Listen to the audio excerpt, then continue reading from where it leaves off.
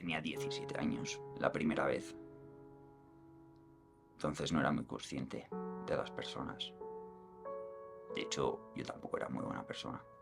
Sí que valoraba mucho a la gente y a mis amigos, pero no valoraba la vida. En el colegio me decían, Pablo, esto no está bien. Pablo, no puedes tratar así a tal persona. Y es que desde chiquitín yo creo que me he rodeado de buenas personas y he aprendido mucho de ellas.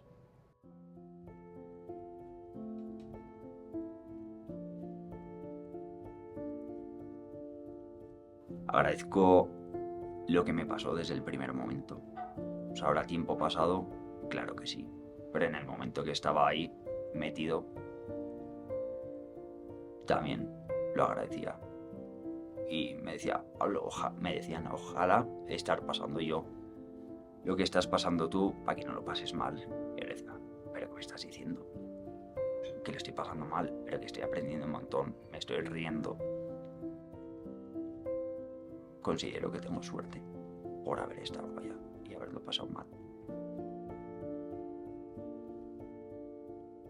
Cuando tenía 17 años y estaba empezando a crecer, a quedar con mis amigos, a salir de fiesta y a hacer un poco la vida que me gustaba, de repente tuve un bajón y tuve que ir al hospital al cabo de los 2 meses porque veía que no recuperaba.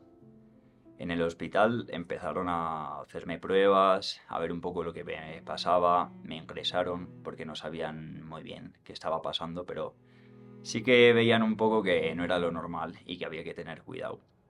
Entonces ahí mi vida paró y paró por completo. Tuve que dejar de estudiar, de quedar con mis amigos, me ingresaron en el hospital, un médico me dijo que tenía un problema en la sangre y que me tenía que quedar ahí un tiempo ilimitado porque no sabían cuándo se iba a solucionar.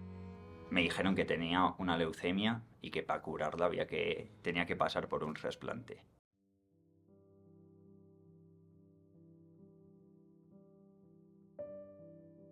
Entonces yo estaba en la cama, estaba ingresado, me ponían mi medicación, me encontraba cada vez peor y empecé a vomitar, a no comer, cada vez tenía menos ganas de estar con mis amigos. Yo me acuerdo que estaba en mi piso con mis compañeros de piso cenando y habíamos pasado un fin de semana muy chulo.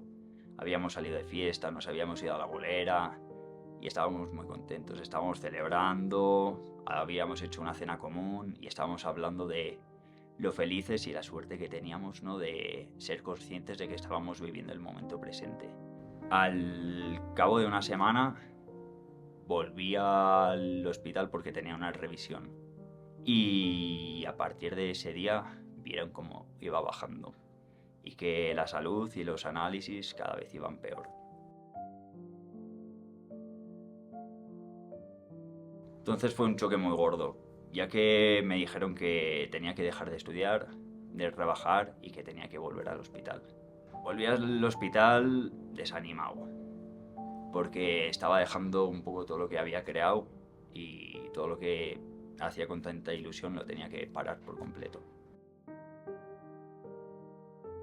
En la sala de tratamiento le escuché a una enfermera que me dijo: Pablo, puedes estar tranquilo que con esta medicación puedes estar toda la vida viviendo, dependiendo de ella. Y para las condiciones que estaba dije, si estoy mal y encima tengo que aguantar así toda la vida, ¿qué hago? En la revisión con el médico se lo comenté y le pregunté, oye, ¿es verdad que yo con esto voy a estar así toda la vida o es durante un tiempo determinado? Y cuando me lo confirmó, yo le dije, para estar así toda la vida, con 20 años, prefiero hacer un cambio de medicación, algo más potente, y aunque tenga que pasar por un segundo trasplante, prefiero arriesgarme a que salga mal a quedarme así toda la vida, dependiendo de vosotros y sin poder hacer lo que yo quiero. En este momento, como yo ya había perdido todas las esperanzas, no dije a nadie lo que había pasado ese día en el hospital. Y durante 8 meses la gente sabía que estaba enfermo, pero, pero a nadie le dije la verdad. Porque pensaba que no iba a salir bien. Y quería disfrutar. Y quería hacer lo que estaba haciendo hace 2 meses. De vivir, quedar con mis amigos, salir de fiesta, irme al monte, hacer deporte, reír, pero sobre todo que la gente no me mirara con pena o me intentara cuidar. No quería que la gente me tratara diferente por estar enfermo.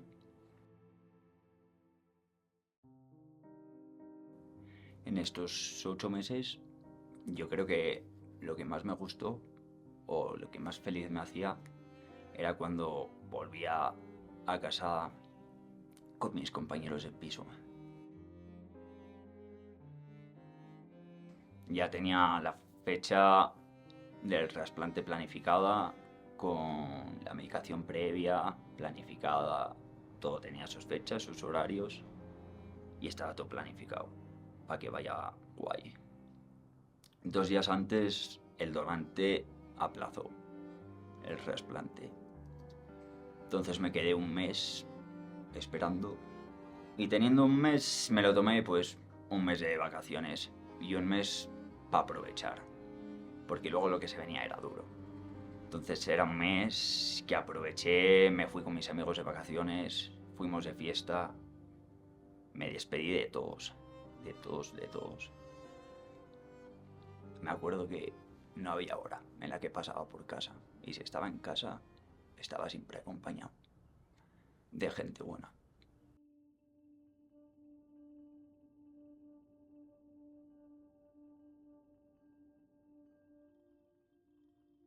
Me hicieron una prueba y vieron que este mes de vacaciones, sin nada de medicación, me había venido mal. Y me metieron en una habitación de aislamiento.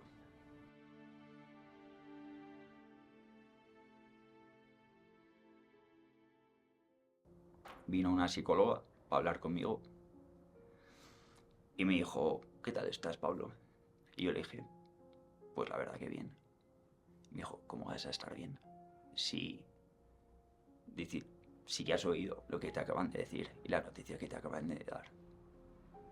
Y yo no entendí por qué no podía estar bien. O sea, por mucho que me hubieran dado esa noticia, yo era consciente. Y era un paso en el que poco a poco me había ido dando cuenta. O sea, ya llevaba 8 meses sabiendo en qué situación estaba. Siempre que venía esa chica a hablar conmigo y me preguntaba, ¿qué tal estás? Recuerdo que siempre le dije que bien. Porque lo malo era muy malo. Pero lo bueno era tan bueno. Tengo tan grabada la imagen de abrirse la puerta de mi habitación y ver a un amigo o a un familiar entrar y ver cómo le cambiaba la cara cuando le saludaba y le saludaba alegre y me veía con energía, que no se me olvida, no se me olvida.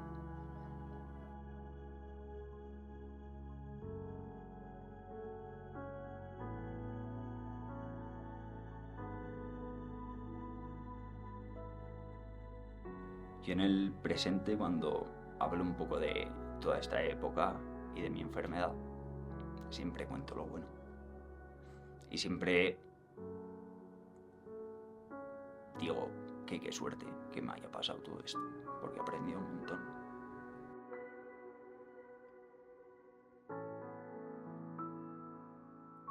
Yo al final creo que mi secreto para aguantar y salir bien es que no lo hice por mí. Yo me acuerdo que fue un proceso que lo hice por el resto. Porque si hubiera sido por mí, lo hubiera dejado a medias y no me hubiera importado nada.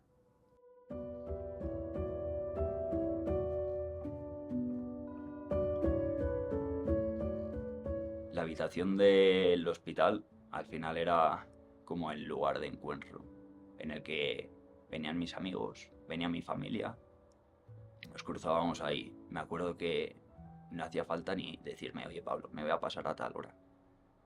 Cuando querías te pasabas y cuando querías te ibas. Y si coincidías con algún familiar, pues estábamos todos juntos. En ese primer mes de empezar de cero, fueron 7 días de quimio las 24 horas.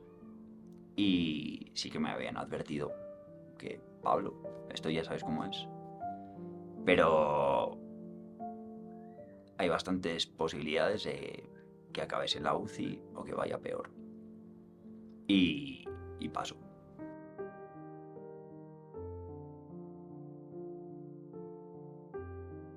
Un día estábamos cenando en la habitación, una pizza, con mis amigos, y me acuerdo que vinieron a advertirme, oye Pablo, si esto de aquí a 2 horas no mejora, esta misma noche vas a tener que bajar a la UCI.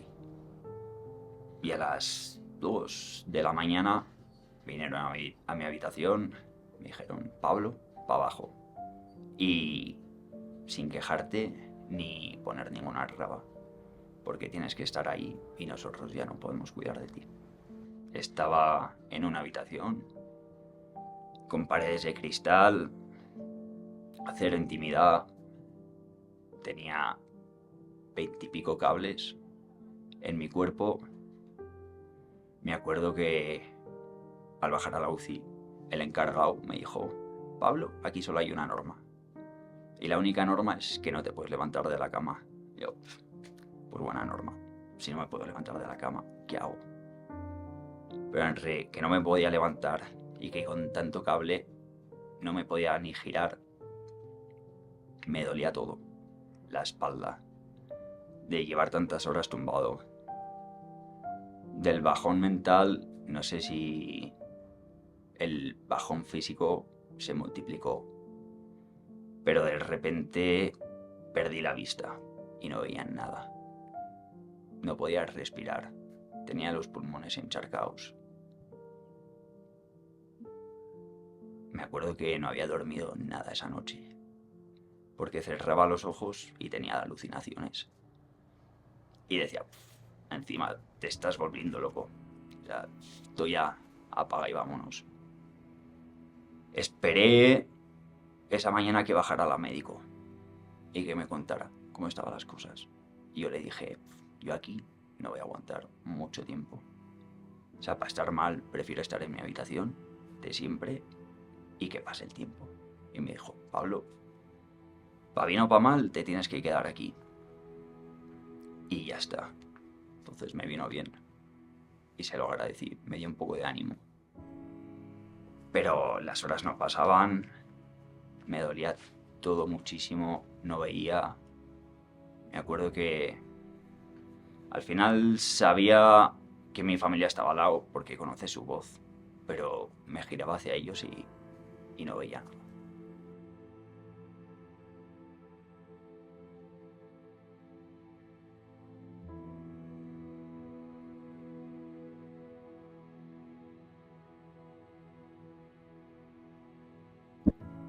Entonces, la mañana siguiente volví a esperar a mi médico y le dije, oye, va a pasar esto, dormirme porque no me quiero enterar de nada. O sea, he hecho siempre lo que me habéis pedido y he puesto mucha fuerza de voluntad para esto, pero he llegado a mi límite. Y dormirme porque no me quiero enterar de todo esto.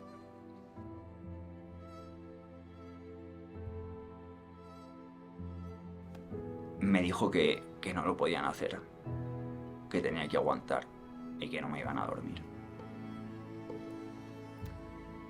Y no entendí. O sea, era un castigo. O sea, nunca había estado tan mal y nunca había sufrido tanto.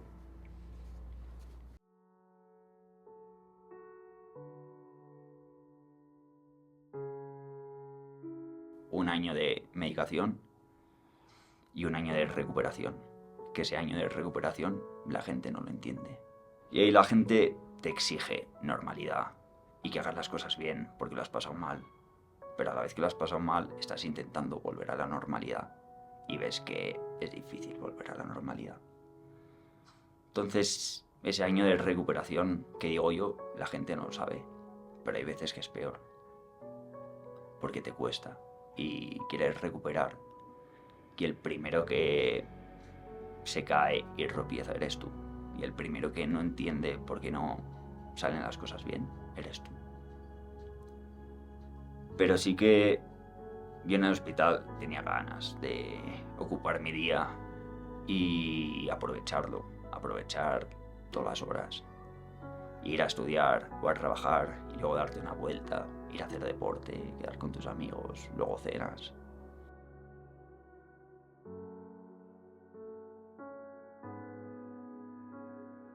Bien, mejores o peores condiciones es lo que hacía. Y había muchos días que igual quedaba con mis amigos y era incapaz de hablar porque se había cansado o no sabía cómo hacerlo.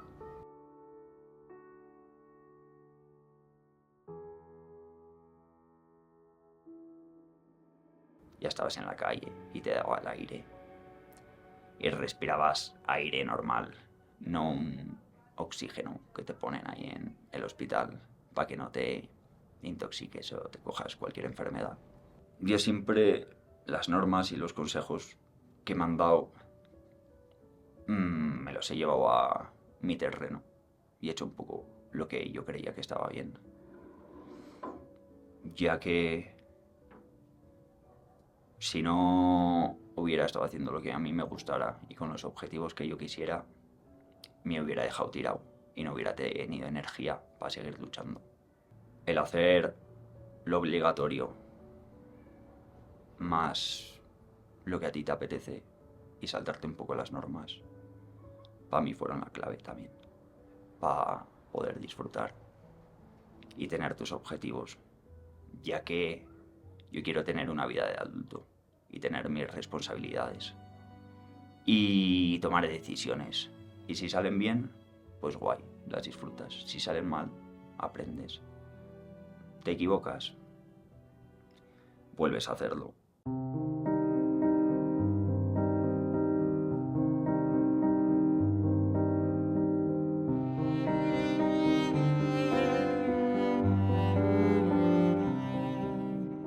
Una persona que no quiere seguir con su vida, le diría que no lo haga por él, que se fije en su alrededor, en la gente que le acompaña y que le está intentando ayudar, o la gente que conoce, ya que el daño que va a dejar a su alrededor es mucho más grave y mucho más peligroso de lo que él considera hacer. Que hay momentos que no tienes que actuar por ti mismo y que para estar todo bien tienes que hacer que el resto esté bien.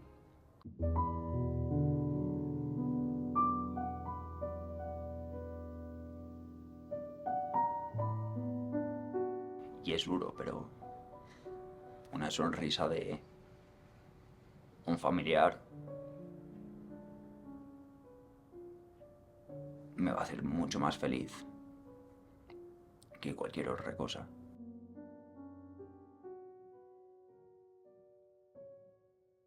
Y hay que aprovechar también cada mínimo momento bueno, ¿no? Que hay veces que estás de depresión, de bajona, pero a la que llega esa mínima claridad, te tienes que aprovechar y subirte a ella. Y una vez que estás en ella, tiras y tiras para adelante.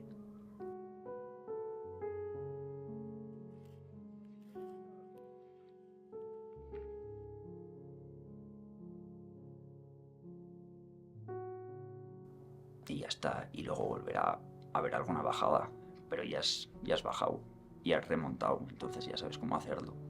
Sabes qué sensación necesitas o qué necesitas o a quién necesitas para volver a subirte a ese rayito de luz.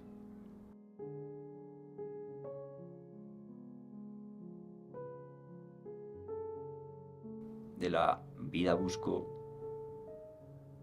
disfrutarla y hacer lo que yo quiero.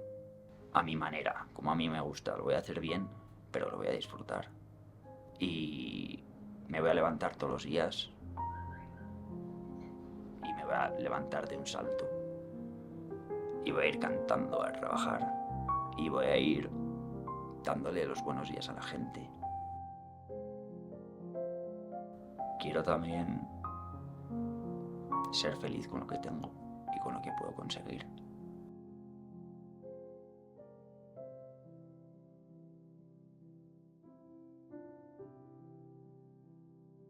Después de todo esto, de los viajes, de lo vivido, de las personas que te enseñan, que aprendes con ellas, veo que hay que tener menos miedo, de sentir más, de abrazar,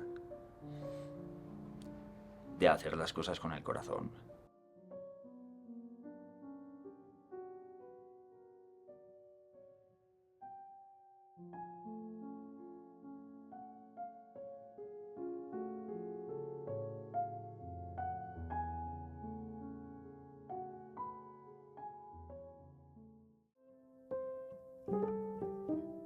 Hola, mi nombre es Bambú y quiero darte las gracias por estar aquí conmigo. Si este vídeo te ha gustado, te hago saber que hay mucho contenido similar en el canal sobre las personas que vamos conociendo en el camino. Ahora mismo me encuentro en el Salar de Uyuni. De hecho, esta pared que tengo aquí detrás está hecha de sal y vengo de organizar uno de los viajes más bonitos que he organizado jamás, con un grupo de personas maravilloso. Y es que, por si aún no lo sabes, yo me dedico a organizar viajes por el mundo. Son viajes en los que la fotografía y el vídeo suelen estar muy presentes, pero vienen personas también que no tienen esa afición y sencillamente quieren compartir un viaje de buen rollo, un poco alternativo, en el que solemos salir del circuito turístico y nos adaptamos a todo lo que va ocurriendo. Hola, aquí estoy en el altiplano boliviano con Bambú. Hemos cruzado a Bolivia desde Chile hace unos días. Y bueno, este ya es mi tercer viaje con All These Humans.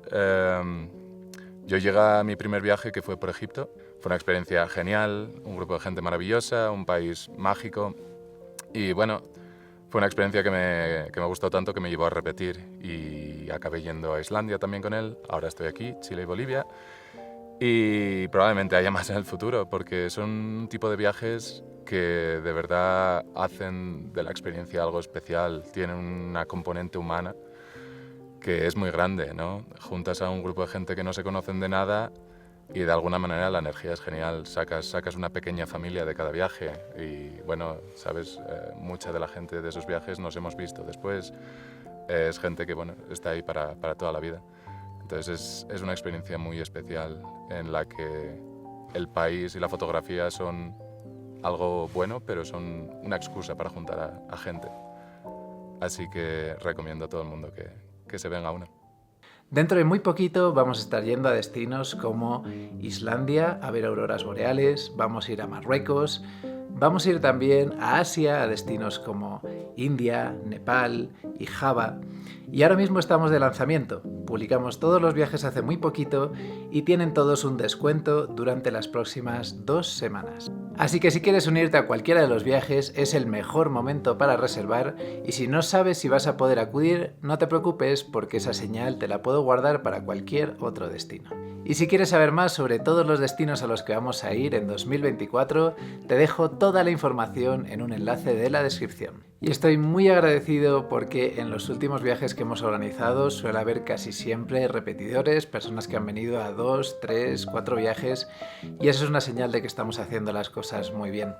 Por otro lado, se están vendiendo casi todas las plazas de los próximos destinos, ya se han vendido más del 50% de las que tenemos en 2024, así que si quieres reservar, te aconsejo darte prisa y hacerte saber que me encantaría conocerte en alguno de los próximos destinos. Y por último te hago saber que estamos también en Patreon, que es una plataforma a través de la cual puedes apoyar esta clase de contenido. Accederás a un montón de contenido exclusivo, entrevistas extendidas y en definitiva vas a estar apoyando a este canal y consiguiendo que el contenido sea cada vez mejor. Muchas gracias y buen camino.